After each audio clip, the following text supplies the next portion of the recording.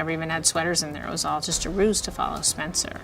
The scene that revealed that Mona was A, it's in A's lair, and it's super creepy, it's very dark. A's caves are crazy, and I think it's mainly because they're pictures of me. That was like the first real reveal of someone who was on the A team.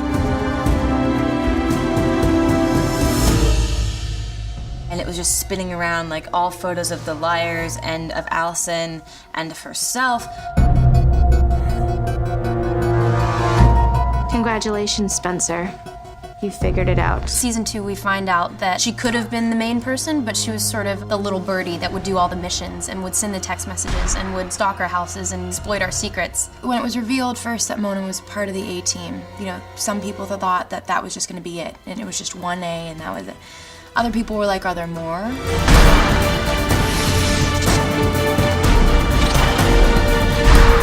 A lot of our audience started talking after the season 1 finale about the fact that no way 1A got Ian's body out of the bell tower. And then in season 2, Mona literally says to Spencer, You can join the A team, or you can disappear. Gallery of Rogues was expanding in season 2. You never really fully can trust anybody in Rosewood.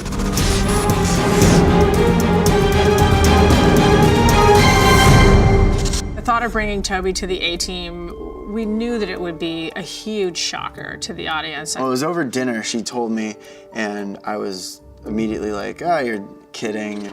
And she's like, no, I'm serious. And I was like, let's do this. I will bring A to the table. I will make him A. They kind of left us hanging too because they had Toby, Caleb, and Paige all shoot the same reveal. I'll see you soon.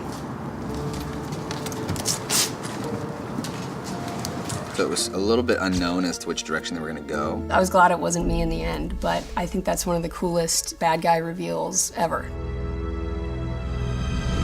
It was like a downpour of just like, almost like sadness. I remember I talked to him shortly after and he said that his mom called. She was like almost in tears. Like my mom was like, no way. People were treating it as if it was a real person. When I watched the episode, I was like, oh my God, I can't believe it's Toby. The cast was blown away. I mean, at the table read, it was insane, the amount of gasps that we heard. It was hard to keep it a secret. And when it happened and when it was out there, I was like, now I can live and sleep at night. Ultimately, we all knew the end game, which was that Toby had to be good. Everything I've done so I could protect you. So really the only bigger clue that we had to think that maybe Toby was the person on the A-team is that he was always available to be that person. He was always leaving town, he was always working on a job, his whereabouts weren't always sort of available to us. He's one of those characters that you can't quite pin down, so he always has the option of ending up as good or bad.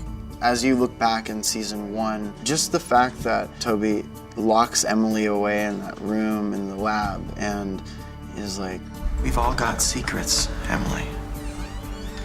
And there's the carnivals in town. Toby wants to meet up with Spencer and he texts her from a blocked number. And he's like, sorry, I lost my phone.